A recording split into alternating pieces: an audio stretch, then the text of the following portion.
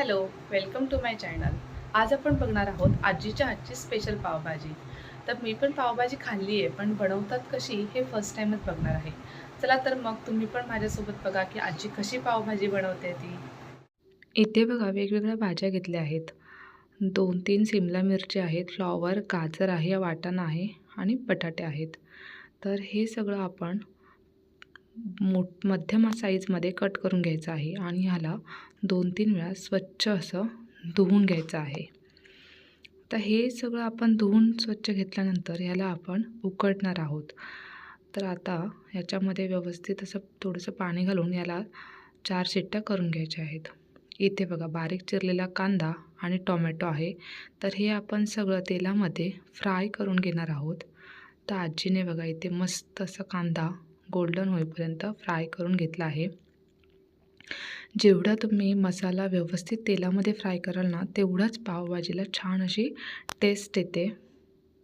आता कांदा भाजून झाल्यानंतर आजीने टोमॅटो फ्राय करायला घेतला आहेत. आता ही जे आलं लसूण पेस्ट असते ते आपण फक्त न फ्राय करता बनवणार आहोत. टोमॅटो पण पूर्ण असा शिजेपर्यंत त्याला आपण फ्राय करून घेणार आहोत. ते बघा पूर्ण असा तो शिजला आहे तेलामध्ये. ग्रेव्ही तयार झाली पाहिजे ॲक्च्युली त्याची. आणि जी आपण भाजी आता जे उकडून घेतली होती त्याला आपण मॅशरने पूर्ण मॅश करून घ्यायचं आहे. सगळी भाजी आपण मॅशरने मॅश करून घेणार आहोत आणि आता देणार आहोत भाजीला फोडणी. तर बघा मस्त अशी माझी भाजी मॅश झाली आहे. चला तर मग बघूया आता आजी फोडणीला काय काय घालते.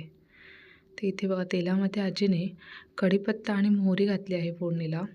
भाजीमध्ये थोडंसं हळद टाकूया आणि याच्यामध्ये आता फोडणीमध्ये आपण कांदा आणि टोमॅटो जो फ्राय करून घेतला आहे तो घालूया आणि व्यवस्थित त्याच्यामध्ये परतून घेऊया. तर परतून घेतल्यानंतर याच्यामध्ये आजीने घातलं आहे 4 चमचे पावभाजी मसाला. एव्हरेस्टचा पावभाजी मसाला तुम्ही यूज करू शकता आणि त्याला परतून घेतला आहे. 2 चमचे घालणार आहोत घरगुती मसाला आणि आपली आलं लसूण पेस्ट. तर ही जी वाटी दिसते आजीच्या हातात ती अर्धी वाटी आलं लसूण पेस्ट होती. तर त्याने एक मस्त असा आता या मसाल्यांनी टेस्ट येते. याला मस्त परतून घ्यायचं आहे, एकजीव करून घ्यायचं आहे. याला व्यवस्थित असं परतून झाल्यावर याच्यामध्ये आपण घालणार आहोत मॅश केलेली भाजी. तर आता बघा भाजी घातल्यावरती ॲक्च्युली आमच्या कढई पूर्ण भरले आहे. तर त्याला आम्ही बदलून घेतो, कुकरमध्येच घालणार आहे. परत कुकरमध्येच घातलं आहे आणि मस्त अशी आता पावभाजीचं रेडी झाली आहे आमची. तर ह्याला आपण एक कड काढून घेणार आहोत. ॲक्च्युली एक कड ह्यासाठी की जे आपण मसाले त्यामध्ये घातले आहेत ते त्याला प्रॉपर असे लागावे म्हणून. त्यामध्ये घालूया थोडीशी कोथिंबीर. कोथिंबीरने भाजीला एक वेगळा टेस्ट येतो. अमूल बटर घातलं आहे आणि चवीनुसार मीठ.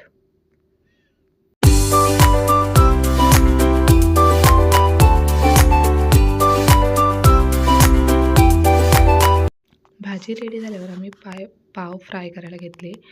तर पाव बघा मध्ये कट करायचे, त्याला अमूल बटर लावून व्यवस्थित असे दोन्ही साईडने फ्राय करून घ्यायचे. जेवढे तुमचे पाव व्यवस्थित फ्राय होतील तर ते पावभाजीसोबत खायला खूप मस्त टेस्टी लागतात.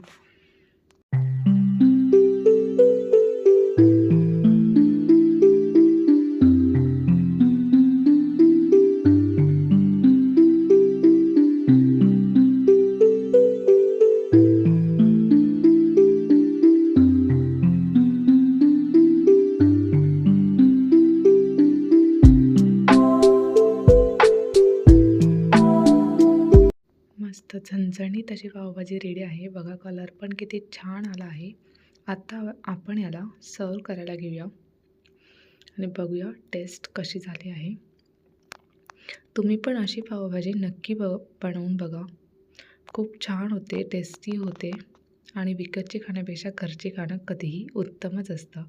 तर तुम्ही नक्की ट्राय करा आणि मला कमेंट करून सांगायला विसरू नका की पावभाजी कशी झाली आहे ती. चला आता आपण थोडंसं याला डेकोर करूया. कोथिंबीर आणि कांदा, लिंबू याशिवाय तर पावभाजी आपण खाऊ शकत नाही.